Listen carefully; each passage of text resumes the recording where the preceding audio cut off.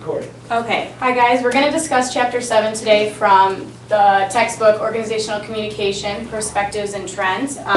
This chapter is mostly about information technology. I'm Lauren Francis. I'm a senior, you guys already know this. And I'm Sophie Laskowski. I'm a senior organizational communication major. And after graduation, I'd like to go back to Columbus and hopefully get a job, preferably in human resources. okay, so here are some objectives today. This chapter is pretty big and detailed, so we kind of tried to break it down as best as we could so it's a lot more easier to understand. The first objective that we want to accomplish today is for everyone to understand the importance of IT to an individual and groups within an organization.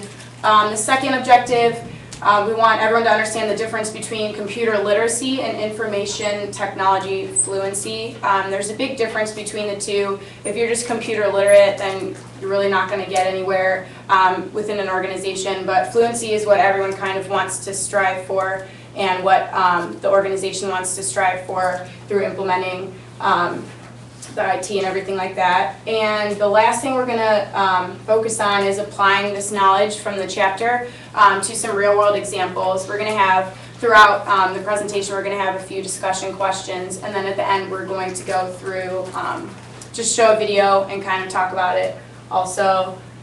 Here's the preview.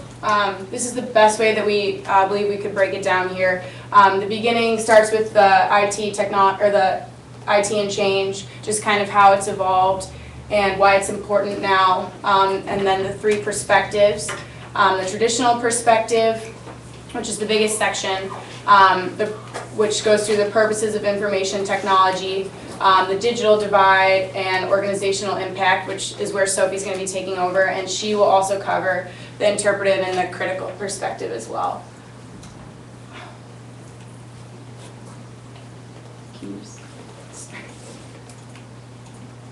Okay, so the first section I'm going to cover, it goes through three different theories. The first is Rogers. He talks about technological determinism, basically saying that literally technology is the force that causes organizational and social change. A lot of people don't really agree with that. Many people agree with Olson instead, which says that change is produced through choices made by human beings and their choices of technology. The book will not really side with either. Instead, they present the third theory, information technology enables change, which kind of says that technology is, or information technology is more like a catalyst. It kind of speeds up the change within an organization.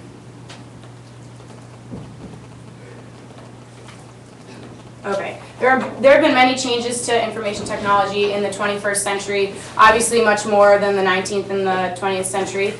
First of all, we've got virtual organizations. Sophie's going to cover that a little bit more later, but that kind of goes into the fact a lot of what we've talked about in class, like the teleconferencing, things like that, just kind of doesn't give any boundaries to organizations, so the organization can exist at any time or place. Global economy supported by a global internet, obviously that's been evident within the past couple decades. The digital divide, which is the difference between those that have access to the internet and those that do not. And then obviously the societal pressure for 24/7 accessibility, which I'm sure a lot of us are aware of. And I would just like to pose a question to you guys. How have you felt this pressure in your everyday lives? I know we all kind of have, so what do you guys think? Carrie. I'm exhausted. I just walked in. I took a nap accidentally. I fell asleep because you're always, like, people are always able to get a hold of you. And while it's made our lives convenient in so many different ways, at the same time it can just be overwhelming. I also think during my internship, my boss relied on me to know everything there was to know about computers and the internet. And while I do know a lot more than she did, I didn't know anything, and so I felt a lot of pressure to have a lot of knowledge in that area. Do you foresee that? Do you guys foresee that changing? Like, do you think people are going to ever slow down, or it's just going to keep increasing? I think it's only going to get worse. Yeah, I agree. Why? I'm curious, why? I mean, because it's just like, like, if you don't respond to someone in 24 hours, like, something's wrong. Like, it's like, what's wrong? What, is something wrong with you? Like, why are you responding to my email? It's like, oh, sorry, I just haven't gotten around to it. So, like, it'll be like in 30 minutes, like, in 10 years. You have to respond in 5 minutes. Right, I get Yeah. irritated now. I know a lot of us have like iPhones and Blackberries. Like, I can read my email, you know, right as it comes to me, and I get irritated if someone doesn't respond to me within like an hour. I'm like, what's going on? Why don't they check their computer or whatever? So I obviously see it, and I know we all do, and it's just going to continue to increase. Am I in trouble with you, Lauren, because I don't respond? Not at all, not at all. Okay, so, okay. Okay, so now I'm going to move on to the traditional perspective of IT. The definition's kind of at the top. That's what the book kind of talks about. IT is to enhance efficiency, effectiveness, and ultimately productivity within an organization. For the first aspect, within the productivity section, there's kind of a paradox of productivity. That means that there's been tons and tons of money spent on implementing IT within an organization, and that might not necessarily make the business more productive. It kind of just redistributes the tasks and the information and things like that, and managers might not know how to necessarily deal with that as well. They've also kind of found that the problem might be that there's a time lag in what they're and how they're measuring it. Like, they're not taking enough time to wait from the time that it's implemented to the time that you would, I guess, generally necessarily receive the results from the implementation of this. So that can also kind of attest to this paradox. But it's found that through many studies that IT alone cannot boost productivity. It's kind of with the re-engineering of different business practices in combination with the IT that, that helps in that case. And the next section is knowledge management. That's not, many people think it's just kind of putting together facts and figures, but here's a list of things that the knowledge management helps with within an organization. For example, generating new knowledge, using accessible knowledge in decision making, measuring the value of knowledge, just to name a few. And then the IT is often used for two purposes: codification and personalization. Codification is kind of gets all the information into kind of one, not necessarily database, but one area for everyone to use, just so everyone understands the experiences and knowledge at hand, and it can be accessed by everyone. And personalization puts the communication between two people together so that it helps others in that situation. And then control, the control aspect is just basically each employee has their own ability to control what they view and what they do through the IT, and then the managers are also able to control what's going on in the organization as well.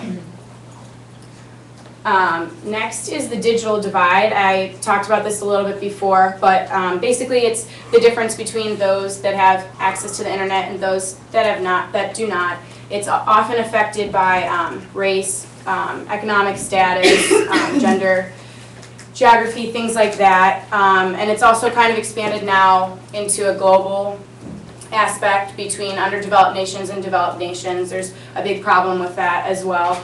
And many have spent, billions and billions of dollars thinking that it's really going to help people kind of get motivated to get out of the unemployment, things like that, that they're in at that point. But it really doesn't help because it's such a long process to kind of build a society or a certain geographic area back up. And it's also not only within within people and countries, it's evident within the organizations based on their size.